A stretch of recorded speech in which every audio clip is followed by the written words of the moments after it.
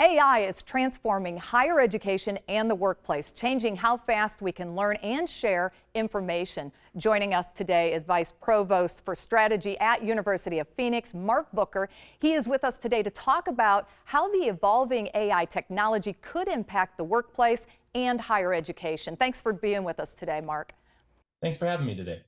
So how is AI shaping higher education and the workplace? Yeah, it's really allowing us to do some new innovative things with how students learn and acquire information.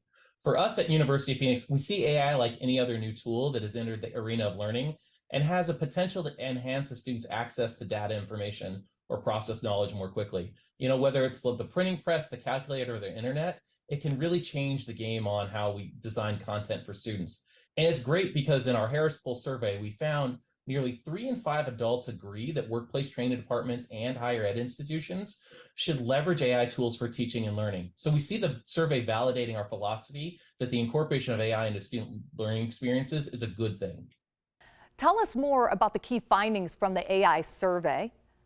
Yeah, one of the most interesting things about the survey is that the majority of adults, including Gen Z, which was really surprising, weren't familiar with the various type of AI models. There's a lot of different AI models out there, and only a quarter of adults say they're somewhat familiar with machine learning or large language models.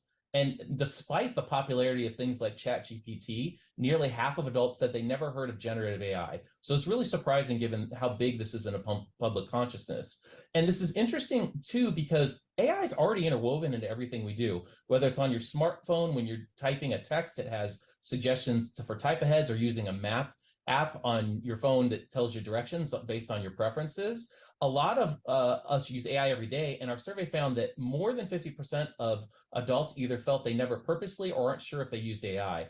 And this gap in understanding could be driven around uncertainty on the accuracy of AI tools and what they actually are. Why do you think there is uncertainty around the accuracy of AI? I think that's a really interesting question. I think a big part of it is a Wizard of Oz type concern, as in who's the person behind the curtain? How are they built? What are they doing? Are there any biases in them? And I think that influences the public's perception. The other part goes back to the awareness of what AI tools are and aren't. And I think that drives uncertainty, because if someone doesn't know what the tool is truly meant to do or how it operates, it can drive fear, to include lack of responsible and effective implementation of AI tools in the workplace or school. And can you share some tips leveraging AI tools safely and effectively in the professional world?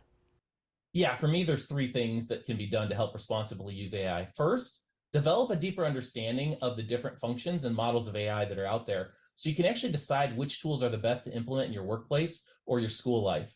And second, if you are using AI, share that, whether it's a school project, a work activity, share how you leveraged it and what it did, and that will take some of the edge off of the fear or kind of the irresponsible use of AI when people know that you're using it or not. And then finally, we should think of AI as a co-pilot that makes your work life easier rather than a pilot that'll fly the plane on its own. AI is not perfect, and we need people to monitor the output of those AI tools. So at the end of the day, AI will change how we work to be more productive and effective.